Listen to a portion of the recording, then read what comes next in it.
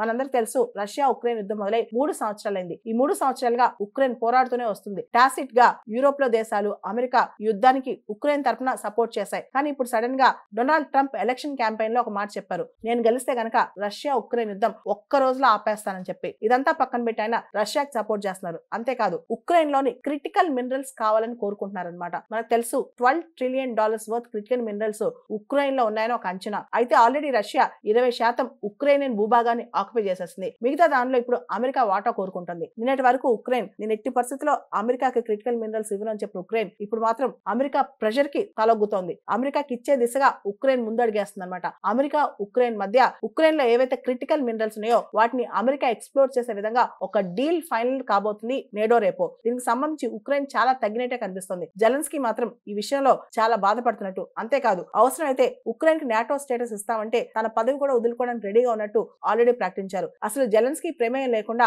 America, Russia, Saudi అరేబియాలో Russia Ukraine war సంబంధించి talks కూడా స్టార్ట్ చేశాయి. దీనికి సంబంధించి కూడా యూరోప్ లో పెద్ద చర్చ జరుగుతుందన్నమాట. ఇదంతా ఒక పక్క జరుగుతుంటే ఇంకో పక్క రష్యా ఉక్రెయిన్ యుద్ధం స్టార్ట్ అయి 3 years అయింది. ఈ టైంలో రష్యాని అగ్రెసర్ గా గుర్తించకుండా అసలు రష్యాకి ఫేవర్ గా ఓటేయటం ఏంటి, రష్యాకి సపోర్ట్ చేయటం ఏంటి అని చెప్పి చాలా యూరోప్ దేశాలు ప్రశ్నిస్తున్నాయి. డొనాల్డ్ ట్రంప్ వైఖరి ఏంటి అసలు ఇది, రష్యాకి ఎందుకంటే ఆయన సపోర్ట్ చేస్తున్నారు, ఇది తప్పు కాదా, రష్యా ఉక్రెయిన్ పైన అగ్రెషన్ చేయలేదా, యుద్ధం తప్పు కదా అని చెప్పి చాలా మంది క్వశ్చన్ చేస్తున్నారు.